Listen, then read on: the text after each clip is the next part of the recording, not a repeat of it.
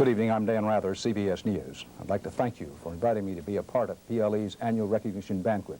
And although I can't be there in person tonight, I do want to take a few moments to speak personally and directly with you on behalf of myself and all of us here at CBS News. As you know, we recently had the opportunity, the honor it was for us to meet with many of you as we prepared for a presentation of our program, 48 Hours, a program that dealt with the subject of drug abuse in our society. And we had the chance to work with Bill Taylor and the people in your headquarters operation in Dayton. Plus, we learned about the job that each of you does every day of your lives as agents in undercover assignments throughout our country. The 48 Hours crew and I were very impressed with the caliber of professionalism and the dedication of all the people we met.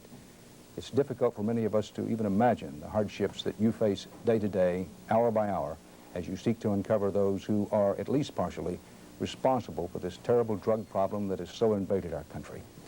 Many of us say, thank God, that there are people like you who are willing to commit yourselves to the fight that we all must face if we're to rid our country of the epidemic of drug abuse.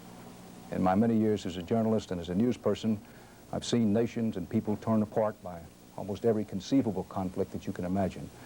I've seen war and hunger and poverty and destruction, yet I deeply believe that we've just begun to realize the enormous toll that drugs and their related problems are having on our lives, our places of work, our schools, our homes, our families, and especially our children. And that's why I'd like to thank each of you personally, on behalf of all of us at CBS News who've come to know the PLE organization, for the wonderful work that you're doing on behalf of our nation as a whole.